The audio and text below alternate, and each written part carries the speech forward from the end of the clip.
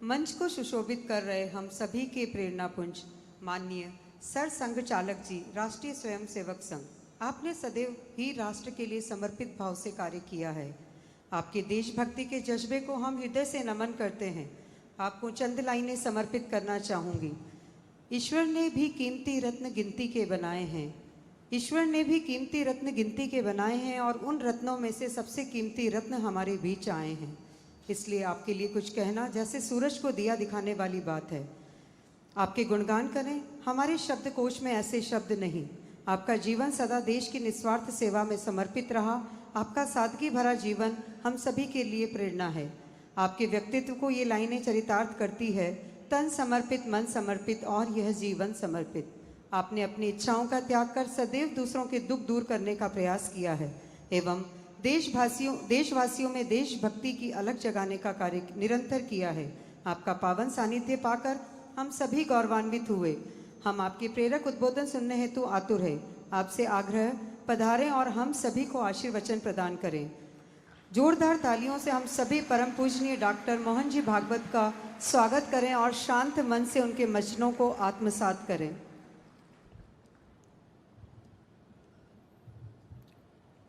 आज के कार्यक्रम के अध्यक्ष और हमारे नागपुर महानगर संघ चालक आदरणीय राजेश जी लोहिया, ताराचंद जी और उनका यहाँ उपस्थित समस्त परिवार, इस शुभ अवसर पर उनका उत्साह बढ़ाने के लिए यहाँ पर देश के अनेक स्थानों से उपस्थित हुए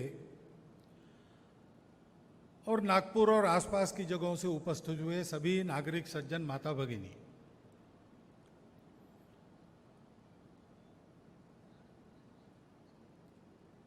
वैसे मेरा उद्योगों से कोई संबंध है नहीं, इसका कोई मैं जानकार नहीं हूं,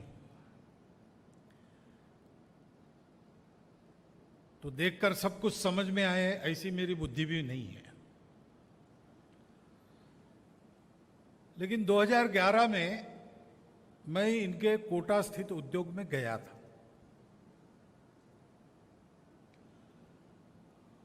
और वहां कुछ समय बिताया, पूछताछ की, देखा भी।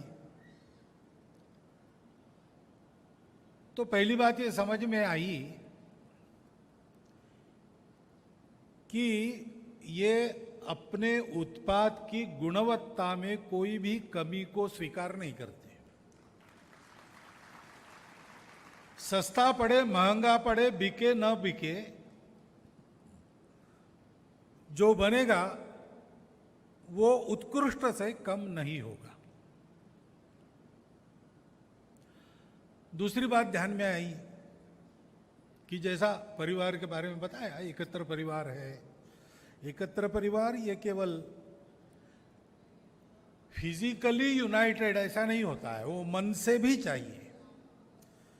उसके लिए परिवार में स्वीकृत जो मूल्यों का अधिष्ठान है वो समान चाहिए और अपने परिवार के उन्नति की जो कल्पना है वो भी समान चाहिए। ये सारी बातें इस परिवार में दिखाई देती है। लेकिन बात यहां रुकती नहीं। तो ये परिवार जिस उद्योग को चला रहा है, उस उद्योग से संबंधित छोटे से छोटे कर्मचारी से लेकर तो परिवार के मालिक तक यानी ताराचंद जी तक, ये सब लोग भी एक परिवार के अंग है, ऐसा उनके साथ व्यवहार होता है। तो उस समय भी मैंने प्रकट रूप से इसको कहा था और इसको जारी रखने के लिए अनुरोध भी किया था। ऐसा देखने को मिलता है, इसके लिए आनंद भी व्यक्त किया था। और आज भी मैं कहता हूं कि उससे बड़ा यहां पर इन्होंने प्लांट लगाया है, ये उद्योग यहां चलेगा। तो जो कोई इस उद्योग से प्रत्यक्ष या अप्रत्यक्ष रूप से संपर्क में आए, उसको उन सब बातों की अनुभूति होनी चाहिए जो वहां मैंने पाई। क्योंकि आखिर ये हमारी जो कुटुंब की भावना है वो केवल खून के रिश्ते तक मर्यादित नहीं रहती, ब्लड रिलेशंस तक मर्यादित नहीं रहती। इसमें ही ये व्यवस्था है कि ये अपनत्व का, संबंधों का दायरा बढ़ते बढ़ते विश्व कुटुंब तक बढ़े। इतनी आत्मीयता, तादात्म्यता हो कि मैं सब में हूं, सब मुझ में है, इसकी अनुभूति इसी जीवन में प्राप्त हो। हे विश्वची माझे घर, ऐशी जयाची मती स्थिर, किंबहुना चराचर आपणची झाला, या वसुधैव कुटुंबकम। ये पंक्तियां जिस भाव को व्यक्त करती है, उस भाव में प्रत्येक मनुष्य को प्रकृति ने उसको दिया हुआ जीवन अपने मानवीय गुणों के साथ उन्नत करते करते जीते हुए इसी जीवन में प्राप्त हो, ऐसी है जो अपनी व्यवस्था है जीवन की, उसके अनुसार सब कुछ चलना चाहिए। उसके अनुसार जब चलता है तब उसको हम कहते हैं उत्तम व्यवहार। तो तुकाराम महाराज ने कहा है, जोड़ो निया धन उत्तम व्यवहार है। उत्तम व्यवहार से धन जोड़ो। उत्तम व्यवहार यानी जितना लगाओ उससे ज्यादा पाओ, केवल इतना नहीं, ये तो है ही। धन हम लगाते हैं धन की समृद्धि के लिए, लेकिन ये व्यवहार करते करते करते ये बात है कि किसी दूसरे के व्यवहार को हमको मिटाना न पड़े। उल्टा हमारा व्यवहार चल पड़ता है तो सबके व्यवहार चले फले फूले। इसी को तथागत ने कुशलस्य उपसंपदा ऐसा कहा है। ये जीवन का तरीका बताया है। तो ऐसे जैसे अपने परिवार को देखते हैं, वैसे ही अपने उद्योग से संबंधित छोटे बड़े सब लोगों को देखते हुए एक कुटुंब के नाते और कुटुंब के प्रमुख के नाते सबका प्रतिपालन करते हुए सबको अपने विकास से लाभान्वित करना, सबके लाभान्वित होने में, अधिक से अधिक लोगों के लाभान्वित होने में अपने विकास को समझना। मेरा लाभ कितना यह सवाल नहीं, मेरे लाभ से सबका लाभ कितना यह सवाल है। ऐसे चलना यह धन जोड़ने का उत्तम व्यवहार है। और बाद में यह बताया है कि उसका व्यय उदास विचार से करो। उदास विचार से करो नहीं, हिसाब किताब के बारे में उदासीन कभी रहना नहीं, वो बिल्कुल ठीक ही होना चाहिए। किसी भी तरह से परखे उसमें कोई मीन मेख निकालने की कोई गुंजाइश नहीं रहनी चाहिए। एक एक पाई का हिसाब,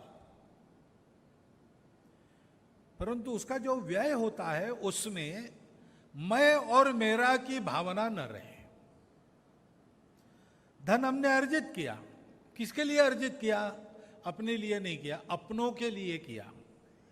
और अपने कौन? तो ये अपनत्व का परिधि उसकी सतत विस्तारित हो जाने वाली परिधि है।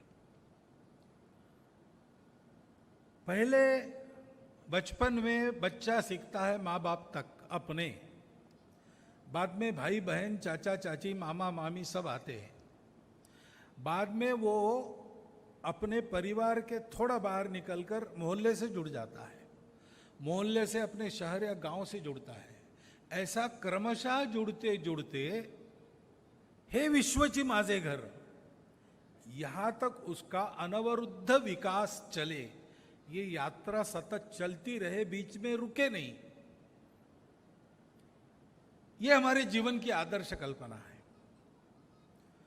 और इसलिए उदास विचार से धन का विनियोग, यानी ये धन मैंने कमाया, अपनों के लिए मैं खर्चा करता हूं। अपने कौन? जहां तक मेरी कल्पना पहुंच सकती है, जहां तक मेरी कृति पहुंच सकती है, वहां तक सब मेरे अपने हैं। इस प्रकार से इसका विनियोग, यही हमारे यहां परंपरा रही है। आज विश्व भर में भारत पर सबसे ज्यादा विश्वास क्यों है?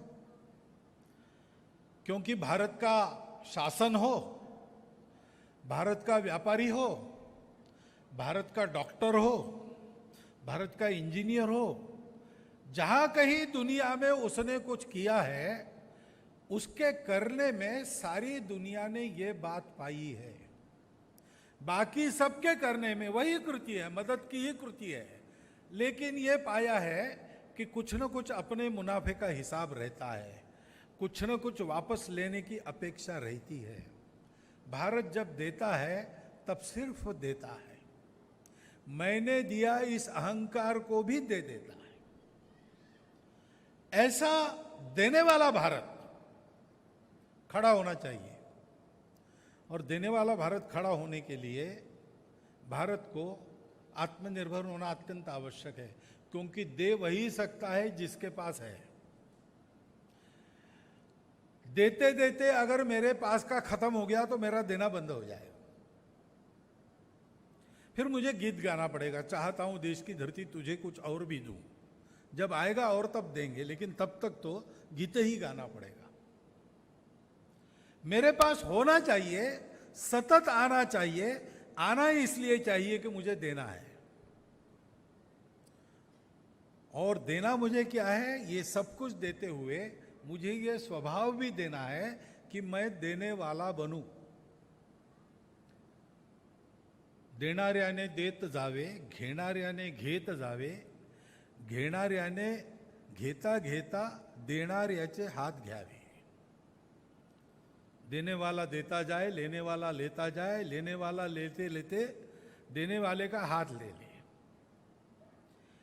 इस प्रकार से पूरे भारत को विश्व को देने वाला बनाने वाली आत्मनिर्भरता अपने पास चाहिए, और ये आत्मनिर्भरता अपने पास है, बढ़ रही है। ये दिखता कहां है? ऐसे उद्योगों में दिखता है। ये मैंने वहां देखा, इसलिए जब पता चला नागपुर में आ गए, यहां कुछ करना चाहते हैं, और पता चला कि अब मुहूर्त हो गया और बन गया, अब उसका शुभारंभ करना है, आपको आना है। तो संघ के सरसंघ चालक होने का और उद्योगों का लोकार्पण या उद्घाटन करने का कोई वैसे संबंध नहीं है, काम हमारा एकदम अलग है। हाँ, ताराचंद जी हमारे बचपन से स्वयंसेवक रहे, इस आत्मीयता के रिश्ते से मैं कभी भी आ सकता हूं। उद्घाटन में ही जाना चाहिए ऐसा भी नहीं, परंतु उद्घाटन में जाना, क्यों जाना? क्योंकि ये वहां देखा है, यहां भी आज भी थोड़ी थोड़ी झलक इसी की दिख रही है। जिस प्रकार से आयोजन उन्होंने सब कार्यक्रम का किया है उससे, और ये अपेक्षा भी एक बार बता देना, क्योंकि इस परिवार से 2011 के पहले से मेरा संवाद है, तो परिवार चल रहा है जाते जाते। अभी ये आत्मीयता होती ना, विचित्र बात है। तो जानी हुई बात कोई बार बार बताता है, कोई अपना होता है, तो वो जो करने वाला है वो उसको मालूम है, वो जानता है, वो समझता है सब, उसको बताने की आवश्यकता नहीं, फिर भी बताना चाहती है आत्मीयता। जॉन केनेडी ने एक जगह अपने इसमें लिखा है कि आज भी मैं घर के बाहर निकलता हूं तो माताजी कहती है कि बेटा बाहर ठंडा है, स्वेटर पहन के जाना। अब मुझे समझ में नहीं आता मैं क्या बताऊं, तर्क से क्या बताऊं। इसका उत्तर है कि माँ, मैं अब 40 साल का हो गया हूं, बहुत दुनिया देख ली है, और अब मैं इस राष्ट्र का अध्यक्ष हूं। बाहर जाड़ा है तो स्वेटर पहनना चाहिए, ये मुझे समझ में आता है, तुमको बताने की जरूरत नहीं है। लेकिन बताए बिना माता को चैन नहीं पड़ता। ऐसे संघ की ये जो आत्मीयता है, उसमें एक स्वयंसेवक को दूसरे स्वयंसेवक को बताए बिना चैन नहीं पड़ता, वो सब समझता है, लेकिन बताना ये उस आत्मीयता के चलते हमारा कर्तव्य बनता है। वो कर्तव्य मैंने पूरा किया, बाकी यहाँ आके मुझे भाषण वगैरह करने की जरूरत नहीं थी। गोयल परिवार का फिर एक बार मिलना हो गया, और आप सबके दर्शन हो गए, और एक अच्छे उद्योग के प्रारंभ का साक्षी बनने का सौभाग्य मिला। उसके लिए फिर से ताराचंद जी को और कृतज्ञता ज्ञापन करते हुए आपने मेरे चार शब्द सुने, इसलिए कृतज्ञता पूर्वक आप सबका धन्यवाद करते हुए मैं अपना भाषण समाप्त करता हूं। बहुत बहुत धन्यवाद।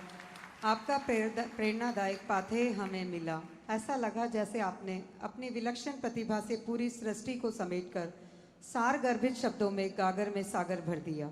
आपका सानिध्य पाकर हम सभी गौरवान्वित हुए। आपके अनूठे ज्ञान का सभी ने कुछ न कुछ अंश चुराया है, परंतु कहते हैं ना, ज्ञान बांटने से बढ़ता है। आपने अपना अमूल्य समय देकर हम सबका मार्ग प्रशस्त किया और नई ऊर्जा का संचार किया और हमारी संकल्प शक्ति को और प्रगाढ़ किया। बहुत बहुत धन्यवाद, आभार।